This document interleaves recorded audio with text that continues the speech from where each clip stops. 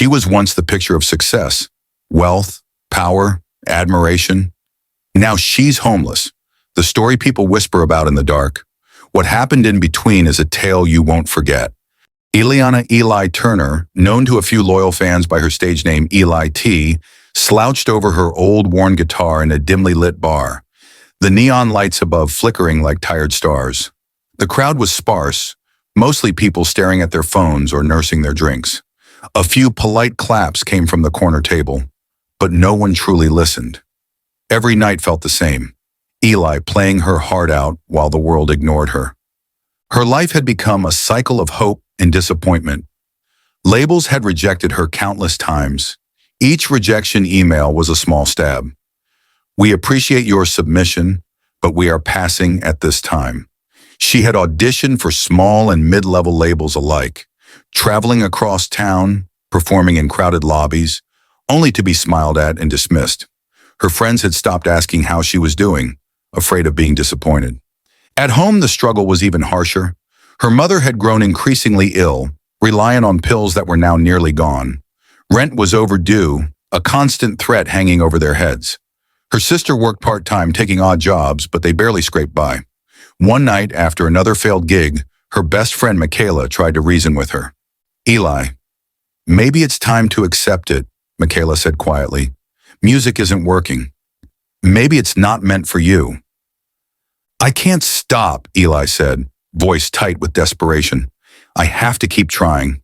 That is all I know. She spent hours each night on that small stage, pouring her soul into each note. Her lyrics were raw, heartfelt, reflections of every fear, every dream, every disappointment. Yet the applause never came, and every performance ended with her packing up alone, the echo of her music fading into silence. Then one night something unusual happened. After she packed her guitar, a man in a crisp suit approached. Calm, confident, and with an almost unsettling presence, he handed Eli a card. You have talent, the man said, his voice smooth yet commanding. Real talent. I can help you. Call me if you want to change your life. Eli stared at the card. Her hands shook slightly. Could this really be her chance? The man gave a small, enigmatic smile before leaving, disappearing into the night.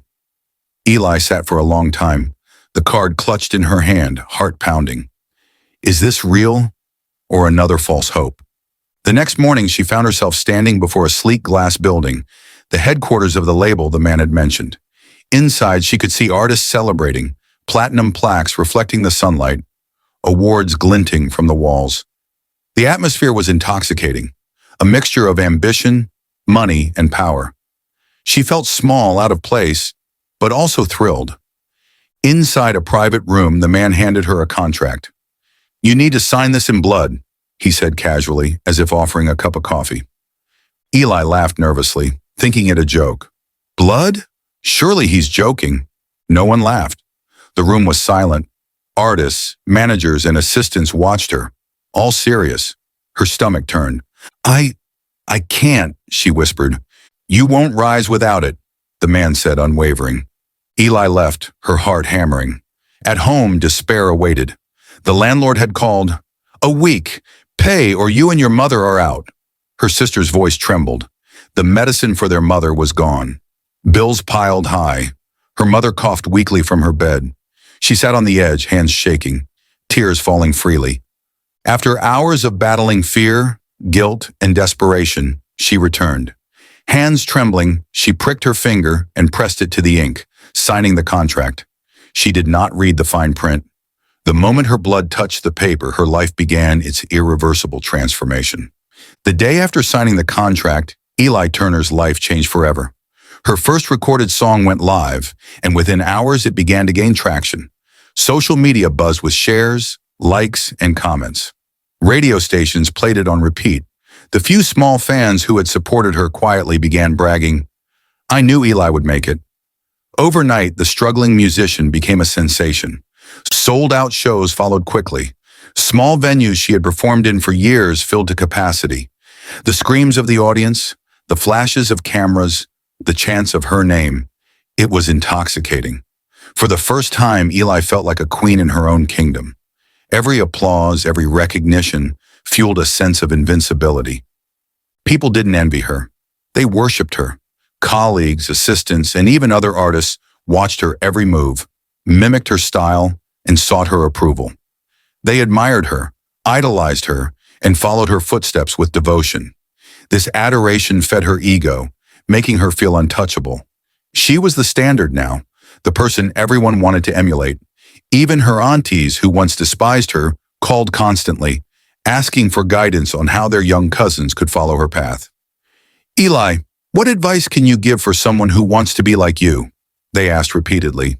She smiled politely and offered advice, not believing how she had gone from the black sheep of the family to a hero everyone wanted to be like. The label soon tightened its control. Tours, lavish parties, networking events in exotic cities, photo shoots, and media appearances became constant obligations. Every decision was scrutinized, every move guided. Subtle pressure arose to sleep with powerful older men to strengthen connections. Initially, she refused, disgusted by the manipulation. Eventually, she reluctantly complied in some instances, though each choice eroded her sense of self. Headaches and minor accidents made performance increasingly difficult. Pills became a crutch. Eli noticed strange patterns around her. Shadows seemed to flicker strangely backstage, whispers brushed past her in empty corridors, and coincidences began to feel orchestrated. Her success, though dazzling, felt increasingly unnatural. The more the world adored her, the more hollow she became inside. Despite the adulation, consequences continued. Her mother's health deteriorated further. Her sister grew sick with stress and worry. Friends and former companions were distant, either intimidated or replaced by people seeking proximity to her fame. Relationships with men were fleeting, hollow, and unfulfilling. She was surrounded by attention, but isolated at her core. One night, leaving a sold-out performance in a limousine, she spotted a homeless woman sitting on the curb. Compulsively, she offered money, expecting gratitude. The woman refused.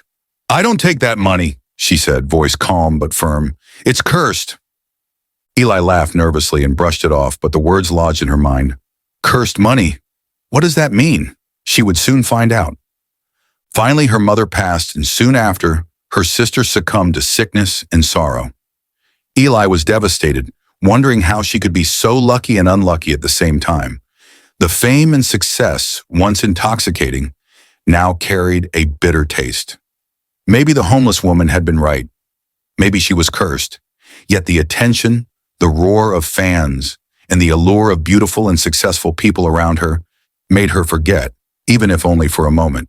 She kept singing, performing as if nothing had changed, though now she needed pills just to sleep, just to get through the night. Eli's health was deteriorating. Headaches, exhaustion, and minor accidents became constant companions. The pills she relied on to perform numbed her body.